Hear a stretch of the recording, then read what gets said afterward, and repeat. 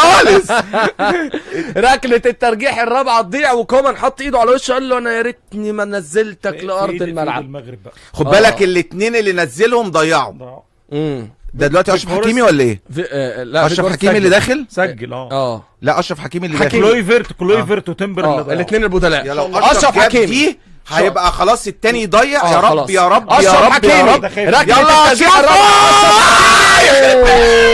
يضيع العرضه مش معقوله يا جماعه. اشرف حكيمي مش محظوظ في ركلات الجزاء او يضيع اشرف بص حكيمي. الجمهور المغربي هيموت. الجمهور المغربي ده حط الحارس في حته وحطها هو. بس لسه زي ما احنا لا تعادل كده زي ما احنا مش ممكن يا جماعه، الاعصاب يا جماعه مش ممكن يا حكيم. بس حطها لفه كتير قوي يا جماعه.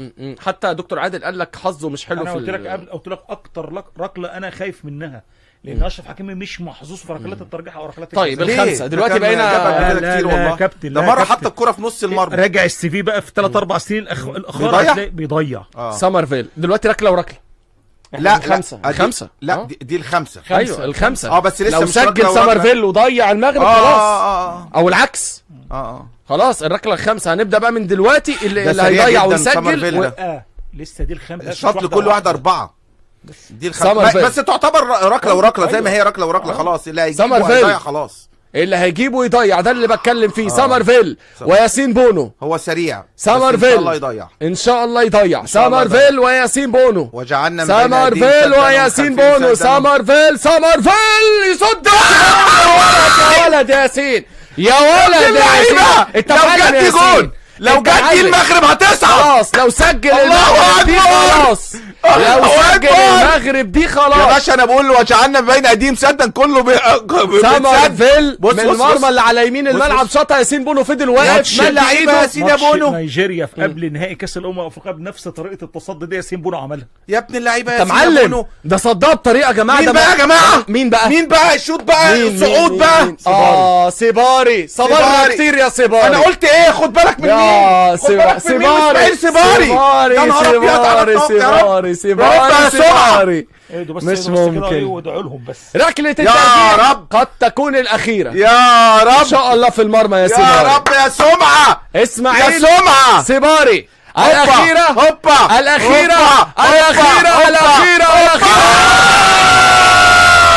يفوز المنتخب المغربي.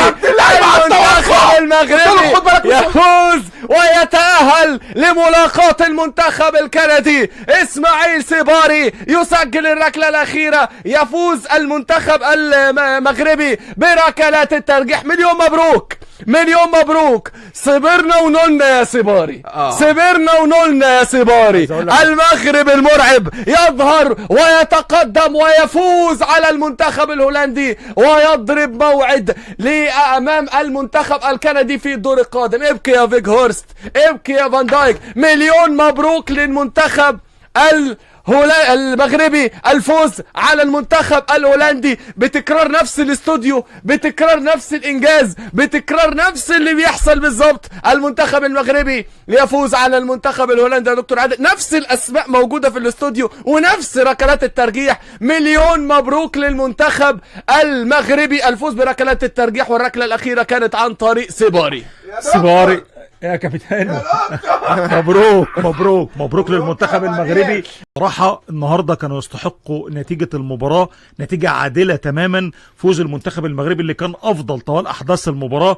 كان ممكن المباراة تخلص بكل سهولة لولا الفرصة بتاعت سفيان رحيمي. صحيح. وتألق فير بروخن الحارس المرمى اللي عمل مباراة كبيرة في مواجهة بالتصديات بتاعته أمام المنتخب المغربي. كان الحمد لله أن وفق المنتخب المغربي في ركلات الترجيح بوي. وأشرف حكيمي اللي مش محظوظ مع ركلات الترجيح أو الركلات الجزائية. أنت توقعتها؟ أنا توقعت، قلت لك أكتر ركلة جزاء أو ركلة ترجيح أنا قلقان منها ركلة أشرف حكيمي. ولكن في النهاية بيقدر زي المنتخب الهولندي ما خسر التأهل للمباراة قبل النهائية في 2022 أمام الأرجنتين بركلات الترجيح، بيخسر النهارده بركلات الترجيح امام المنتخب المغربي اللي عملها في دور ال16 وتخطى اسبانيا عشان يقدر يكون موجود في الدور ال16 المره دي بعد الدور ال32. دكتور انا هيتعمل لي تمثال بصراحه يا جماعه. اقسم بالله توقع مش. طب انت سمعت اخر حاجه انا قلت ايه؟ سمعت.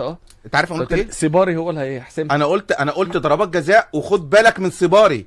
وخد بالك من صباري، اسماعيل صباري عنده احساس زي ما انا كان الاحساس ده بقى انا بتفرج كاني بتفرج على الماتش يا جماعه، زي ما كان عندنا احساس ان كرة اشرف حكيمي مش هتيجي. ولكن في النهايه تقدر تقول ان المنتخب المغربي النهارده حقيقة عمل مباراة كبيرة من خلالها التواجد في دور ال16 كان مستحق تماما. المنتخب الهولندي تشعر ان بعد ما سجلوا الهدف ما دخلوش في الجيم تاني، صحيح. حتى بعد التغييرات اللي حصلت، التغييرات اللي كمان عملها محمد وهبي النهارده، ياسين جسيم، وبتتكلم عن النهارده شمس الدين طلبي، والتواجد بتاع عيسى ديوب في لقطة هدف التعادل، واسماعيل الصباري اللي بعد ما كان مهاجم يلعب في مركز 10، نصير مزراوي اللي بيخش من باك الشمال عشان ينزل مكانه انس صلاح الدين ويكون هو اللي موجود في مركز قلب الدفاع. كل دي كان توفيق كبير جدا من المنتخب المغربي اللي قدم مباراة كبيرة جدا جدا جدا ويستحق التأهل عن جدارة لدور ال16. اولا مبروك يا امير، الله يبارك فيك، مبروك يا دكتور عادل، مبروك يا كابتن خالد، مبروك للمرة الثانية بعد 4 سنين بنكون متواجدين مع بعض وبنشهد على يعني صعود المغرب لدور ال16 بضربات الجزاء على هولندا، ومباراة دراماتيكية بتبتدي بمباراة بتنتهي لفوز طبعا الفريق الهولندي عشان يتعادل عيسى ديوب، وبعد كده ضربات جزاء تضيع، اول ضربة جزاء تضيع من عناوي، عشان بعد كده هولندا بتجيب في الاول، وبعد كده الحمد لله. عايز اقول كمان ياسين بونو عالمي بصراحة، وانا قلت لك احنا اتفقنا يا دكتور ان ضربات جزاء ياسين بونو مش سهل، ركلات الترجيح فاكر احنا اتكلمنا في ده، وقلت لك بنفس التصدي الاخير بالكره الاخيره اللي عملها وهو واقف، عملها في مباراه نيجيريا في الدور قبل النهائي في كاس الامم الافريقيه الاخيره. وفي المجمل يا كابتن خالد بامانه يستحق المنتخب المغربي، لان عمل النهارده مباراه كبيره جدا امام منتخب هولندا اللي ما شفنالوش اي لحظات تفوق يا كابتن خالد بعد اول 17 دقيقه من عمر الشوط الاول في المباراه.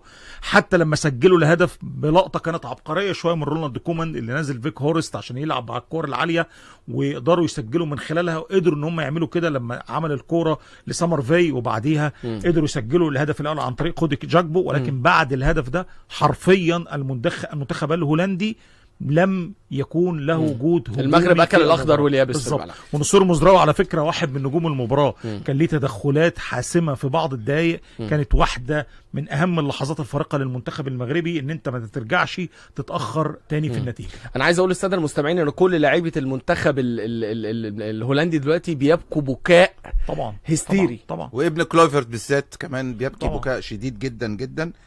وانا عايز اقول حاجه يعني قولا واحدا، احنا فرحنا قوي للمغرب، ويا رب يا رب يوم الجمعه ان شاء الله مصر لا تفرح يا رب بالصعود على حساب المنتخب الاسترالي، عشان نلاقي فرقتين عرب باذن الله الله. يا رب الجزائر كمان مع سويسرا، يا رب ان شاء الله مع سويسرا باذن كمان. الله فرقتين او 3 عرب ويوصلوا لدور ال16، ده شرف كبير لكل عربي. واكيد يا رب مصر كلها تفرح زي ما المغرب النهارده فرحت في كل مدن المغرب. والله في مباراه استراليا هتكون في ايدينا باذن الله. دكتور انا عايز اقول لك ان في هولندا في ناس هتحتفل دلوقتي، خلي بالك يعني المغاربه في هولندا هينزلوا يحتفلوا. المغاربه في هولندا طبعا جاليه كبيره جدا، وخاصه من الشمال المغربي، وانا عارف ايه السبب في الموضوع بس ما علينا نحكي عليه بعدين يعني.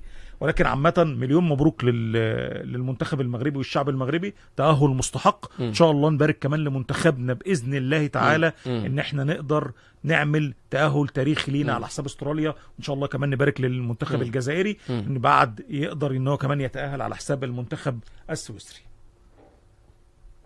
طيب على العموم احنا وصلنا لنهايه طبعا البرنامج النهارده والاستوديو التحليلي النهارده لمباراه المغرب، والحمد لله وشنا حلو على المنتخب المغربي، والحمد لله في نهايه الاستوديو سعداء ومبسوطين. دكتور عادل بشكرك شكرا جزيلا. شكرا لك يا كابتن خالد، وشكرا لامير وكل